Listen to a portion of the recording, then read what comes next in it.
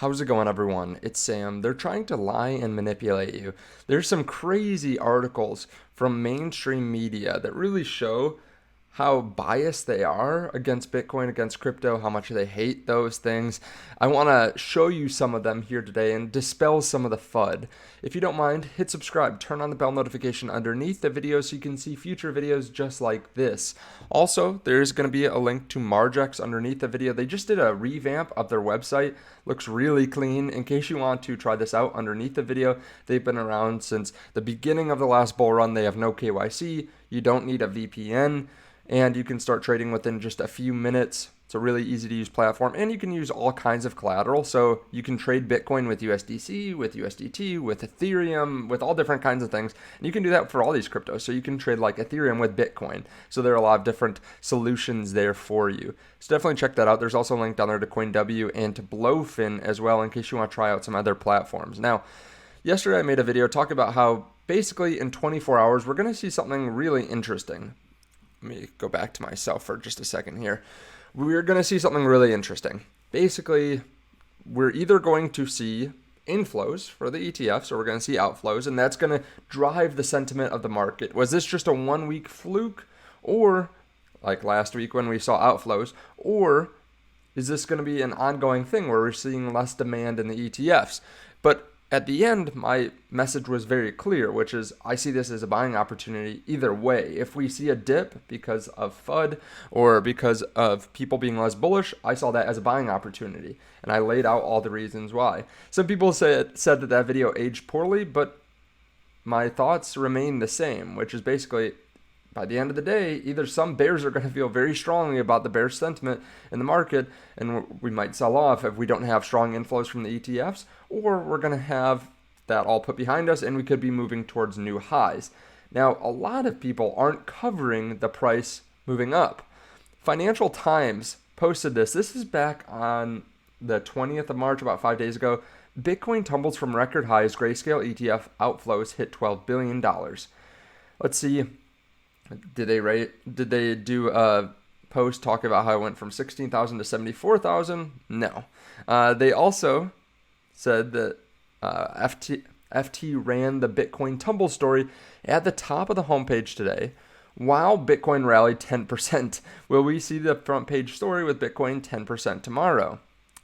No, no such thing. They actually put this Bitcoin tumbles article right under FTX's FUD article, basically talking about how terrible FTX is, Sam Bankman-Fried, which is true, but it gives a bad outlook on crypto when you only post negative sentiment articles on the front page when Bitcoin's actually doing well.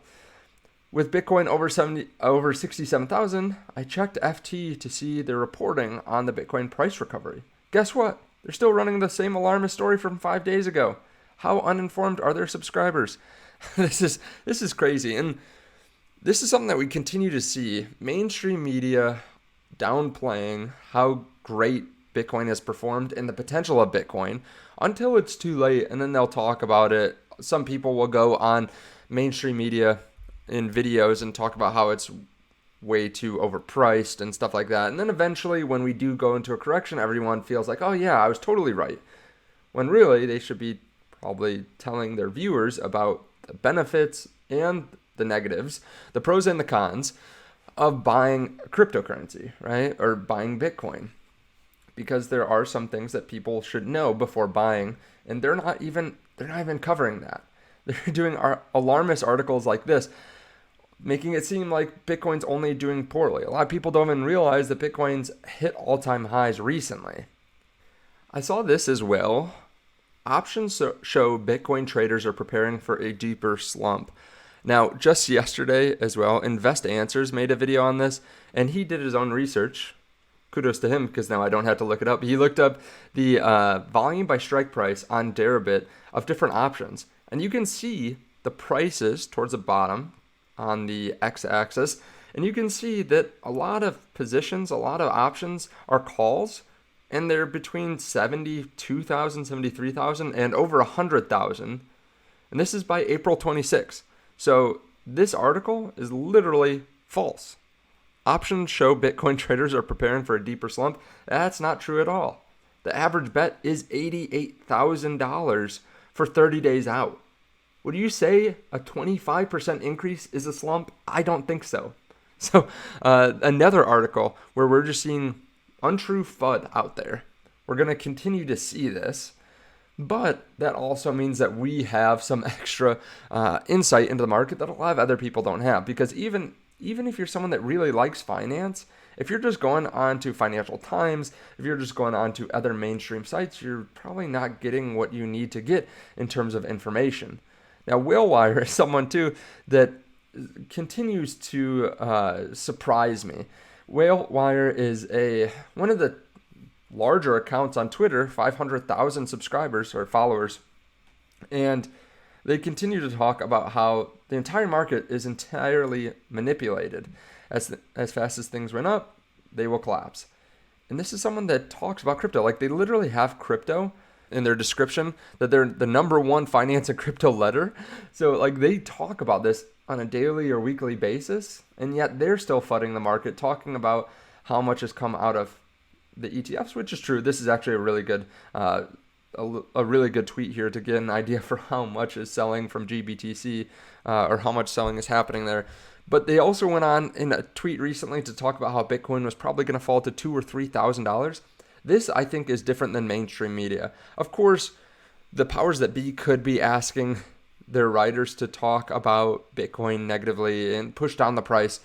This, I think, is more direct, which is Whalewire, whoever's behind this, is literally fudding to try to get people to sell their Bitcoin so that they can pick up cheap Bitcoin. Because why else would you have a crypto letter unless you were bullish on crypto? Maybe, I guess they're just on the wrong side of a trade, but that seems crazy to me that they think that Bitcoin is going to $2,000 or $3,000. So they're trying to manipulate you. The mainstream media is trying to manipulate you as well, trying to force you out of your hard-earned capital into whatever they want you to invest in. And yeah, it's just crazy. I mean, we do have a bit of an exodus from the ETFs this last week. We knew that. We saw a large week of outflows, 942 million. And we do have some crazy things going on, like Roost, which is a crypto that has not launched yet. I believe they actually had their Twitter account suspended, and then there's a new fake Twitter account, and the fake crypto hit a $20 million market cap in a matter of hours. The fake one. That's crazy. Like, there's some crazy stuff going on, and believe me, there's going to be more FUD in the markets. There's going to be more people pointing out the crazy things that are happening as we continue to move up. That's bound to happen. And some of the stuff is crazy. Like the fact that you can create a $20 million scam crypto within, a couple hours? That is nuts. But Bitcoin, I think, is still the way. I still think we're going to see something really interesting at the end of the day. Either we're going to have the 6th day of outflows in a row. Bears are going to run with that. Or we're going to see a day of inflows, and then that bearish sentiment is going to be put behind us. Maybe we continue to move up. It does look quite bullish. I talked about how we could see a reverse head and shoulders. If we get above this 68.2 mark, that'd be extremely bullish. If we start moving back up, that would look very much like a reverse head and shoulders. We've seen some support as well right on this trend line. So be ready. I'm going to make a video on a stacking method within cryptocurrency that I've been using for my long positions that's actually done extremely well. It was a way to leverage up without going on higher leverage. That video is going to be coming out very soon. Be on the lookout for that. Thank you so much for watching. Check out the links underneath the video, and I'll see you in the next one. Bye.